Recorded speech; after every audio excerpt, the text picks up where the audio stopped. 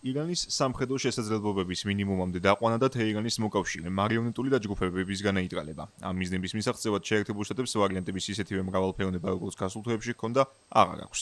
მიზეზი რამდენიმეა და მათზე ამერიკელი მაღალჩინოსნებით საუბრობენ. ერთ-ერთია შიდა პოლიტიკური საკითხი, რომელიც პირდაპირაა დაკავშირებული შემოდგომის შუალედურ არჩევნებთან. რესპუბლიკელებისთვის არახელსაყრელია იმგვარი ხის ნაბიჯების გადადგმა, რაც 3 ნოემბრის კენჭისყრისა და წარმომადგენელთა პალატის სრული შემადგენლობის განახლების შემდეგ მათ პოზიციებს შეასუსტებს. გრძელია საზოგადოებრივი უკმაყოფილება გაზრდილი ფასების გამო. მაისის შემდეგ პირველად ბრენტის ტიპის ნავთობის ფასმა ბარელზე 100 ამერიკულ დოლარს გადააჭარბა და უმალვეა ისახა მსოფლიოს ავტოგასამართ სადგურებზე და თავისთავად შტატების მოსახლეობის ფინანსურ მდგომარეობაზეც. ანალიტიკოსები და ტრამპის პოლიტიკის კრიტიკოსები არ ფიქრობენ, რომ ამერიკის გადასახადების გადამხდელებს მოსწონათ პლანეტის სხვა წერტილში მიმდინარე სამხედრო ოპერაციის დაფინანსება.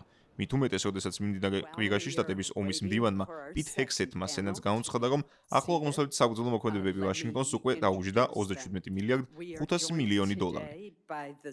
ეს მონაცემი არაა საბოლოო და იმის გათვალისწინებით, რამდენად იძაბება ვითარება კონფლიქტის ზონაში, სავარაუდოდ შემდგომი ანგარიშის წარდგენისას პიტ ჰექსეტი გაცილებით მაღალ რიცხვს დაასახელებს. პეტრის ახლის ლიდერს მიმდინარე კვირაში გაცემული არაერთი დაპირება აქვს შესასრულებელი. ამერიკელი ჯარისკაცების მკვლელობისთვის დონალდ ტრამპმა ირანი მოსალოდნელი შურისძიების შესახებ გააფრთხილა. ჰორმუზის უტყეში თითო გემზე თავდასხმისთვის კი ისლამური ქვეყნის თითო ელექტროსადგურის ან ხიდის გაანადგურებით დაიმუქრა. მის მიერვე დაანონსებული ჯოჯოხეთის კარიბჭის გახსნას თეირანის წინააღმდეგ საბრძოლო მოქმედებების გაფართოებას გულისხმობს. დონალდ ტრამპს შესასრულებელი აქვს სამხედრო ოპერაციის დაწყებამდე გაცემული დაპირებაც, რომ ირანს არასდროს არ უნდა ჰქონდეს ბირთვული იარაღი.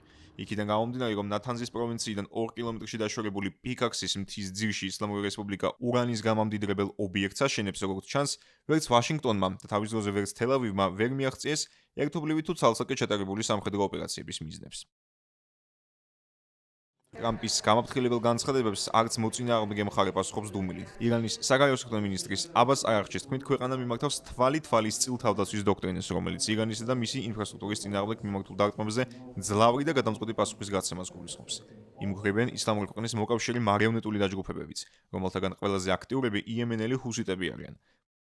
უქარების საპასუხოდ შტატების ცენტრალური საგლობის ძალებს იერიშები მიაქვთ ირანის სამხედრო და კრიტიკულად საკვანძო ინფრასტრუქტურაზე, მათ შორის ბანდარ აბასისა და კეშმის კუნძულებზე. ვაშინგტონის ცნობით, ახლო აღმოსავლეთში 50,000-ზე მეტი ამერიკელის სამხედრო მოსამსახურე მოქმედებს. ამერიკის იერიშებს ირანი პასუხობს ვაშინგტონის მოკავშირე ქვეყნების დარტყმებით: ბაჰრეინი, ქუვეითი, იორდანია, კატარი, გაერთიანებული საამიროები, საუდის არაბეთი. ეს სპარსეთის ყურის სახელმწიფოთა არასრული ჩამონათვალია, სადაც თითქმის ყოველდღიურად იქცა სახეო განგაშის სირენები და რაკეტებისა თუ დრონების განეიტრალება. მსგავსი დაძაბულობა მნიშვნელოვნად უთხრის ძირს დიპლომატიურ პროცესსა და პოტენციურ სამშვიდობო მოლაპარაკებებს, იმის მიუხედავად, რომ შუამავლების მეშვეობით მხარეთა შორის საკომუნიკაციო არხები შენარჩუნებულია.